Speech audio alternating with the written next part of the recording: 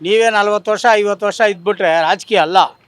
ಇರಿ, ಓದಿರೋರು ಬರಲಿ, ಚೆನ್ನಾಗಿ ಎಜುಕೇಟೆಡ್ಸ್ ಬರಲಿ, ದೇಶನ ಮುಂದೆ ತೊಗೊಂಡೋಗಿ ಒಳ್ಳೆಯದು ಮಾಡಿ ಜನಕ್ಕೆ. ಆ ಫೋರ್ಸ್ ಮಾಡುವಾಗ ಮನಸ್ಸು ಚೇಂಜ್ ಆಗ್ಬೋದು, ಇಂಟ್ರೆಸ್ಟ್ ಬರ್ಬೋದು, ಇನ್ನೂ ಜನಸೇವೆ ಮಾಡೋಣ. ಅವ್ರ ಪಾರ್ಟಿನಲ್ಲೇ ಸ್ವಲ್ಪ ಗೋಜಲ ಇದೆ. ಹಾಂ, ನಾನು ಆಗಬೇಕು, ನೀನು ಆಗಬೇಕು, ನೀನು ಬೇಡ, ನಾನು ಬೇಡ ಅಂತ. ಸರ್, ನಿನ್ನೆ ಸಿದ್ದರಾಮಯ್ಯನವರು ಪಬ್ಲಿಕ್ ಟಿವಿಯಲ್ಲಿ ಒಂದು ಹೇಳಿಕೆ ಕೊಟ್ಟಿದ್ರು. ಅಂದರೆ ನನಗೆ ಎಲೆಕ್ಷನಲ್ಲಿ ನಿಂತ್ಕೊಳ್ಳಲ್ಲ, ಬಟ್ ರಾಜಕೀಯದಲ್ಲಿ ಇರ್ತೀನಿ ಅಂತ ಹೇಳಿಕೆ ಕೊಟ್ಟಿದ್ದಾರೆ.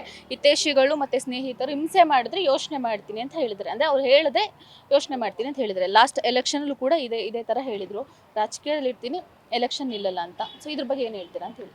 ಆಯ್ತು ಬಿಡಿ, 18 ಸರಿ, ಅವರು ಫೈನಾನ್ಸ್ ಮಿನಿಸ್ಟ್ರ್ ಆಗಿ 35-40 ವರ್ಷ ರಾಜಕೀಯ ಅನುಭವ ಇದೆ, ಸಾಕು. ಇನ್ನು ಯಂಗ್ಸ್ಟರ್ಸ್ಗೆ ಬಿಟ್ಟರೆ ಮುಂದೆ ಹೋಗ್ತಾ ಇರುತ್ತೆ. ಸಾಕು, ರಾಜಕೀಯ ಸಾಕು, ಸಾಕು. ಇನ್ನೂ ಬೇಕು ಅನ್ನೋದು ಬೇಡ, ರಾಜಕೀಯ ಸಾಕು. ಅವ್ರ ಏಜಿಗೆ ಸಾಕು. ಹಾಂ, 75-76 ಆಗಿದೆ, ಸಾಕು. ಚಾನ್ಸ್ ಕೊಡಿ ಎಲ್ಲರಿಗೂ. ನೀವೇ 40 ವರ್ಷ 50 ವರ್ಷ ಇದ್ಬಿಟ್ರೆ ರಾಜಕೀಯ ಅಲ್ಲ. ಇರಿ, ಓದಿರೋರು ಬರಲಿ, ಚೆನ್ನಾಗಿ ಎಜುಕೇಟೆಡ್ಸ್ ಬರಲಿ, ದೇಶನ ಮುಂದೆ ತೊಗೊಂಡೋಗಿ ಒಳ್ಳೆಯದು ಮಾಡಿ ಜನಕ್ಕೆ. ಯಾವುದೇ ಥರದನ್ನ ಪ್ರಾಬ್ಲಮ್ ಇಲ್ಲದೆ ಸ್ಮೂತಾಗಿ ಸರ್ಕಾರ ನಡೆಸೋ ಥರ ಮಾಡ್ಕೊಂಡು ಹೋಗಿ. ಹೆಸರು ತೊಗೊಳ್ಳಿ ಜನದ್ದು. ಜನದಿಂದ ಹೆಸರು ತೊಗೊಂಬಿಟ್ರೆ ನೀವು ಆಟೋಮೆಟಿಕ್ಕಾಗಿ ನಿಮಗೆ ಗುಡ್ ವಿಲ್ಲು ಬೆಳೆಯುತ್ತೆ, ನಿಮಗೆ ಕಣ್ಣು ಮುಚ್ಕೊಂಡು ಓಟ್ ಹಾಕ್ತಾರೆ. ಯಾವ ಥರ ಇದೆ ಅವ್ರ ಆಡಳಿತ ಸರ್? ಹಾಂ, ಅವ್ರ ಆಡಳಿತದ ಬಗ್ಗೆ ಹೇಳೋದಾದ್ರೆ ಆಡಳಿತ ಏನು, ಅವ್ರ ಪಾರ್ಟಿನಲ್ಲೇ ಸ್ವಲ್ಪ ಗೋಜಲ ಇದೆ. ಹಾಂ, ನಾನು ಆಗಬೇಕು, ನೀನು ಆಗಬೇಕು, ನೀನು ಬೇಡ, ನಾನು ಬೇಡ ಅಂತ. ಆಮೇಲೆ ಅವ್ರ ಪಾರ್ಟಿನಲ್ಲಿ ಆ ಕಡೆ ನೋಡಿದ್ರೆ ಅವ್ರದ್ದು ಒಂದು 3 ಥರ ಬಣ.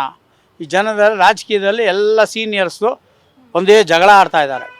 ಅದಕ್ಕೆ ನೆಕ್ಸ್ಟ್ ಜನ್ರೇಷನ್ಗೆ ಎಲ್ಲ ಹೈಲಿ ಕ್ವಾಲಿಫೈಡ್ ಪರ್ಸನ್ಸ್ ಬಂದರೆ ನೋಡ್ಬೇಕು, ಮುಂದೆ ಹೋಗುತ್ತೆ ಗಾಡಿ. ಥ್ಯಾಂಕ್ ಯು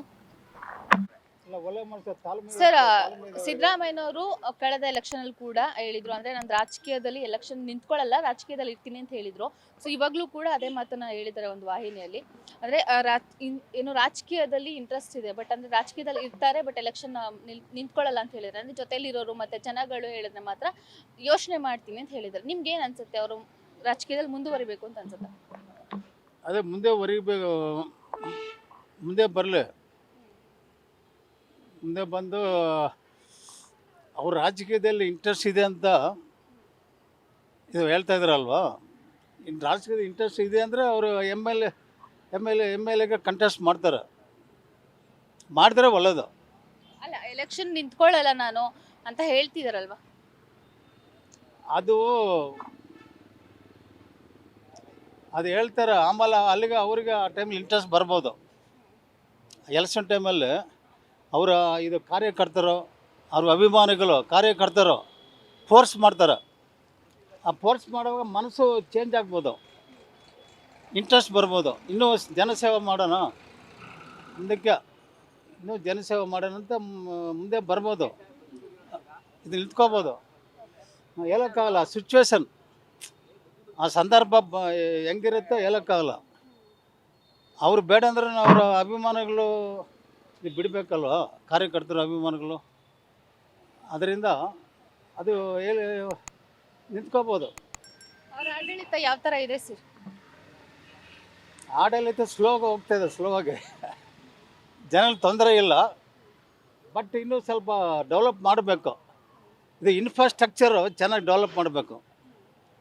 ಈ ಫ್ಲೈಓವರ್ಸು, ರೋಡ್ಗಳ ಬ್ರಾಡ್ ಮಾಡೋದು, ಇನ್ಫ್ರಾಸ್ಟ್ರಕ್ಚರ್ ಅನ್ನೋದು ಡೆವಲಪ್ ಮಾಡಬೇಕು ಚೆನ್ನಾಗಿ, ಅದು ಮೈನ್. Beet plus Karnataka.